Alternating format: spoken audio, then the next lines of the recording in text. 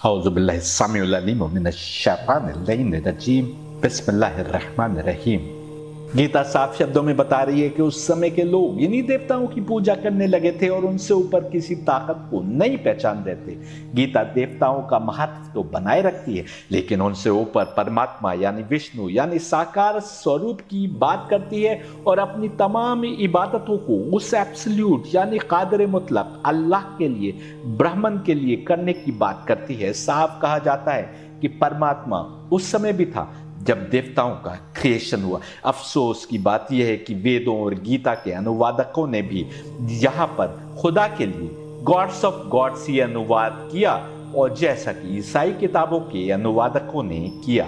गीता 11:12-13 देखिए, if the splendour of 1,000 suns were to rise together in the sky that might resemble the splendor of that great soul, there the Pandav then beheld the whole world divided into many kinds, unitively established in the body of the God of gods।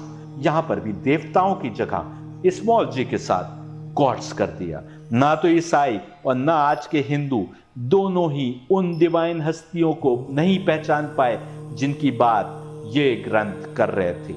Quran 95:8 में खुदा को जज of the जजेस कहा गया है। सारी सृष्टि के जज यानी दिव्यात्माएं यानी नूरानी रूहें यानी ये देवता, इनको बनाया गया है, लेकिन द जज ऑफ द जजेस कोई और है जो इन जजों का भी जज है, और वो ब्राह्मण यानी एब्सोल्यूट गॉड यानी अल्लाह है, द गॉड है, इकलौता गॉड है सारी सृष्टि का।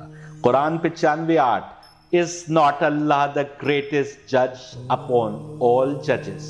इसी प्रकार साम्स इन दिव्यात्माओं को the sons of the most high और you are gods small g के साथ कहकर बात करती है। एक स्थान पर कहती है, साम 82 देखिए, I have said you are gods and all the sons of the most high but you die like men, यानी तुम गॉड्स हो स्मॉल जी के साथ और sons of the most high और उस अल्लाह की खास बंदे हो जिसको सन्स कहा गया, but you die like man, लेकिन तुम आम मर्दों की तरह, आम इंसानों की तरह मरोगे।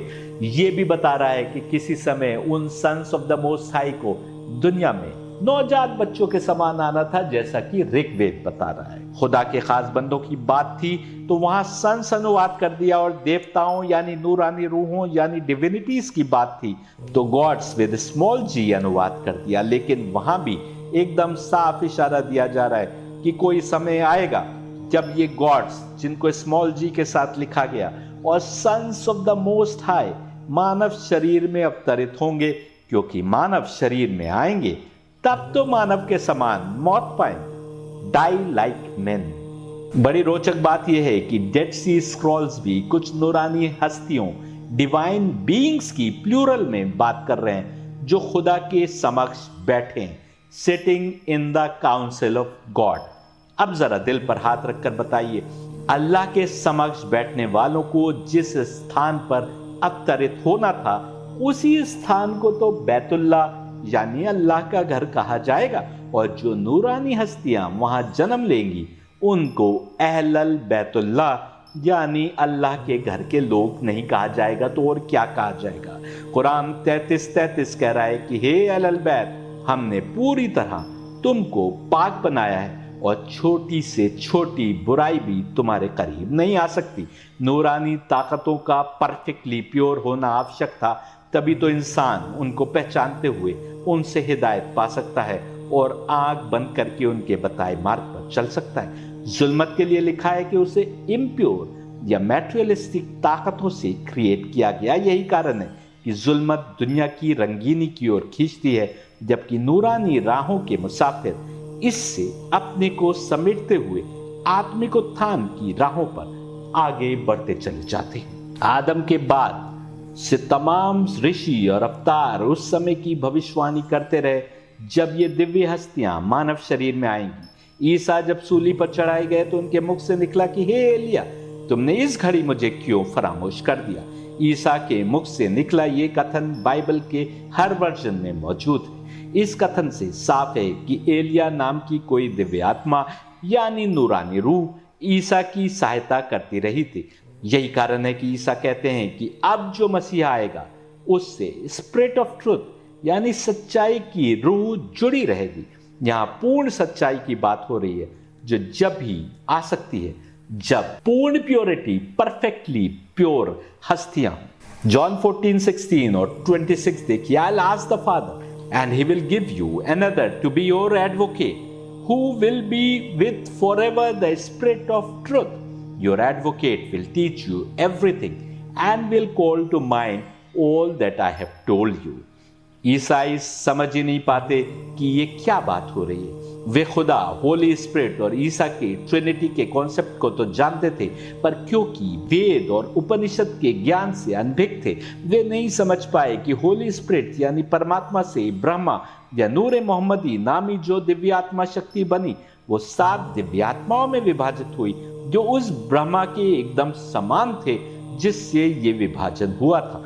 यही 7 दिव्यात्माएं यानी नूरानी रूहें हर जमाने में हिदायत और सत्य मार्ग की ओर इंसानियत को लाने में लगी रहीं, और इन्हीं 7 दिव्यात्माओं की आदम के साथ जमीन पर आने की बात ईसाई किताबें कर रही हैं। जरा सोचिए, आदम को अल्लाह ने जमीन पर भेज दिया और साथ ही साथ उस बहकाने वाली ताकत को भी जमीन पर भेज दिया जिसने स्वर्ग में आदम को बहकाया था। जबकि होना तो यह चाहिए था कि अगर स्वर्ग में शैतान द्वारा बहकाए जाने पर आदम को जमीन पर भेजा जा रहा था तो बहकाने वाले को कहीं और भेजा जाता।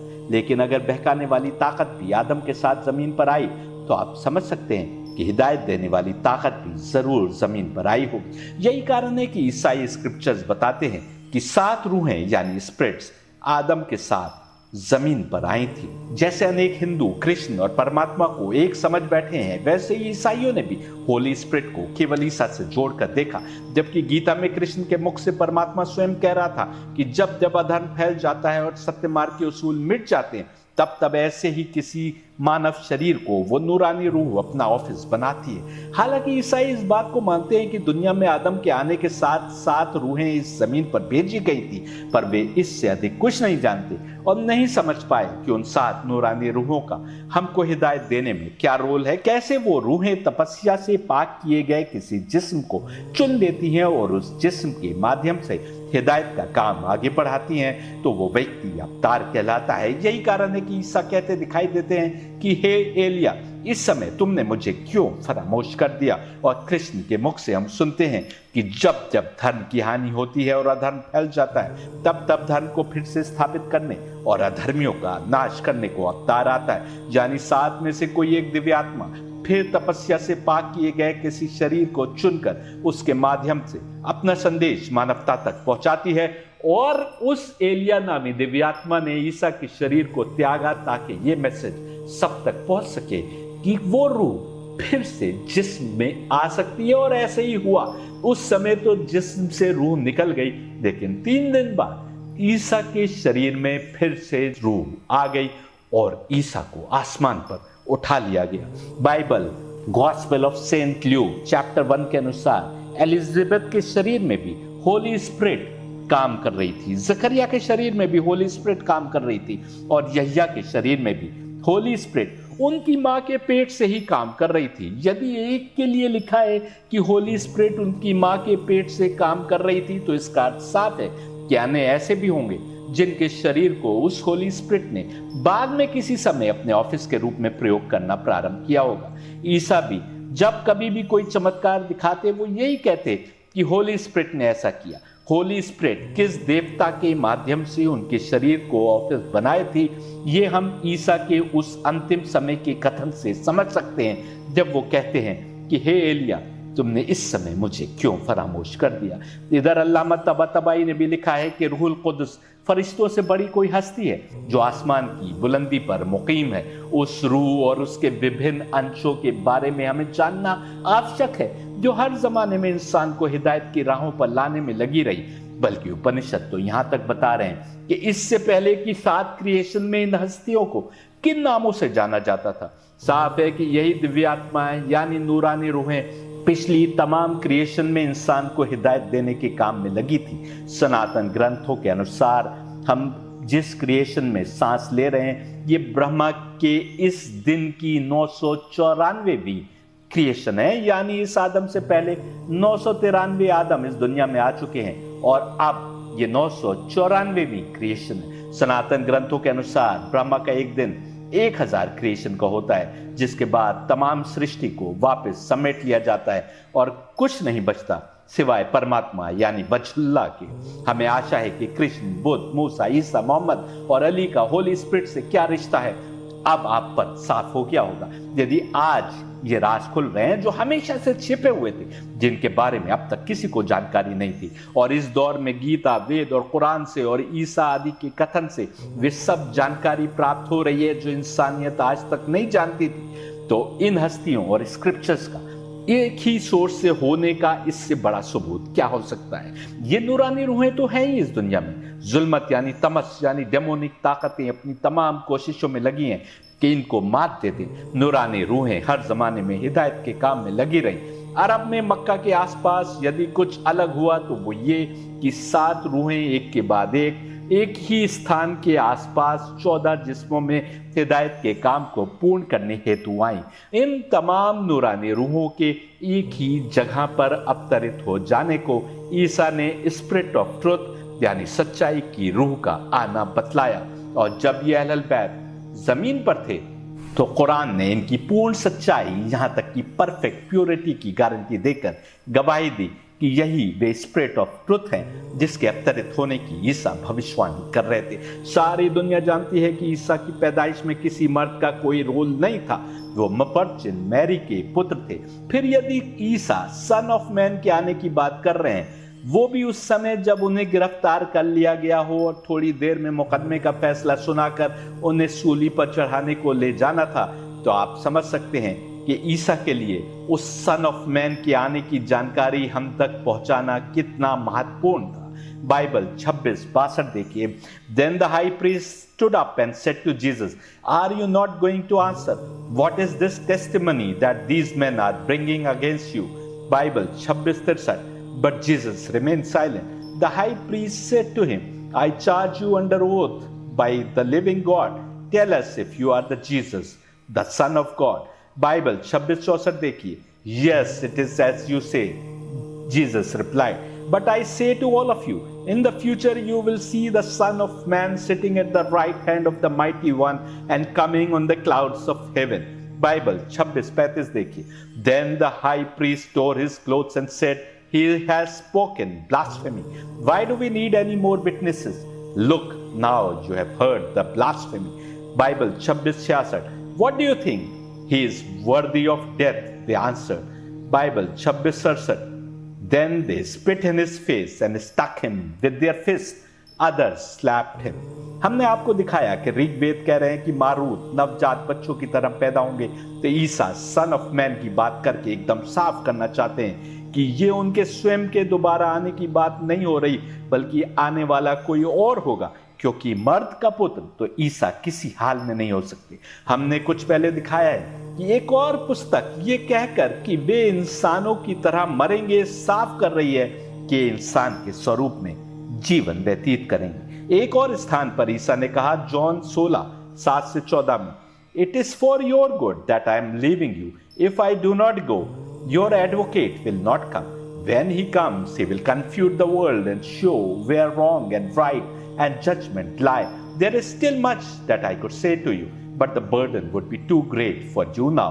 However, when he comes, who is the Spirit of truth, he'll guide you into all the truth, for he will not speak on his own authority, but will tell only what he hears, and he will make known to you the things that are coming." ध्यान से पढ़ें, ईसा का जोर 2 बातों पर है।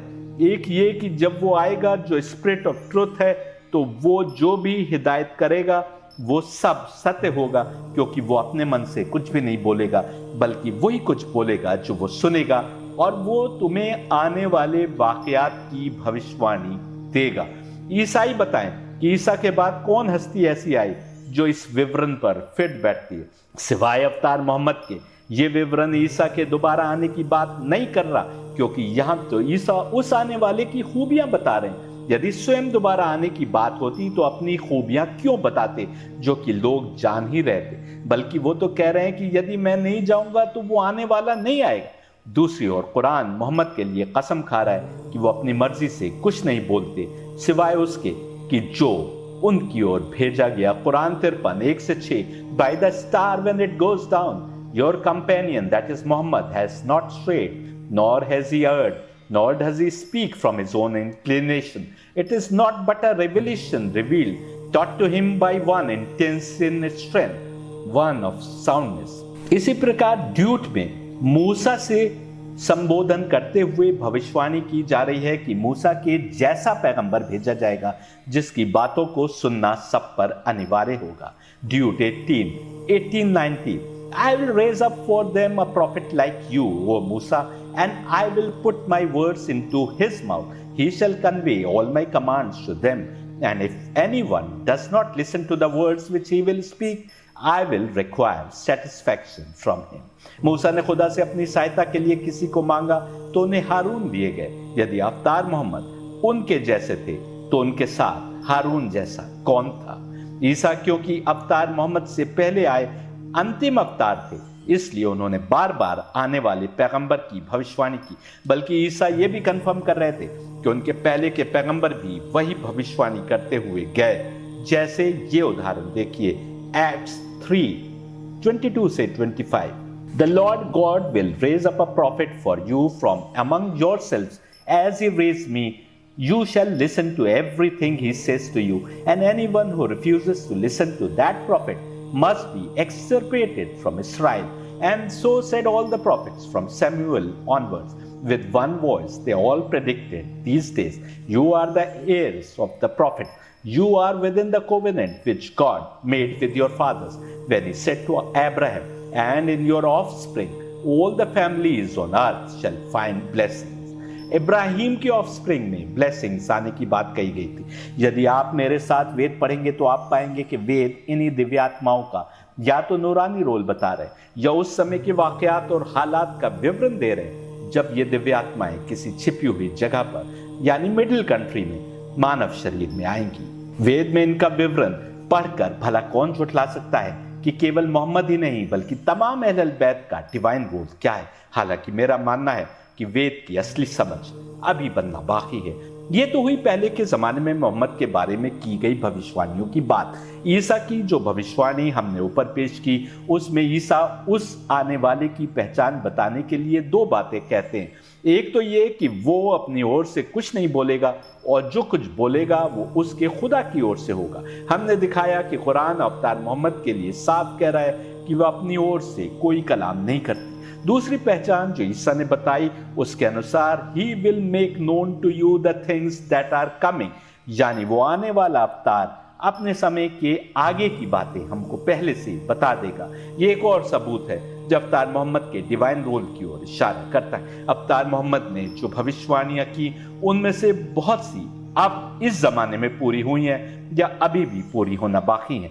ये भविष्यवाणियां 1000 वर्षों से अधिक से विभिन्न किताबों में मौजूद हैं। कोई ये नहीं कह सकता कि जो आज पूरी हो रही है वो भविष्यवाणियां मोहम्मद के चाहने वालों ने उनके नाम से गढ़ दी होंगी, क्योंकि 1000 साल से भी पहले छपी किताबों में ये भविष्यवाणियां मौजूद हैं। इसी प्रकार अवतार मोहम्मद द्वारा अपनी जिंदगी में दिखाए गए चमत्कार भी उस नूरानी आत्मा की मौजूदगी को साबित कर रहे हैं जो उनके शरीर को ऑफिस के रूप में प्रयोग कर रही है।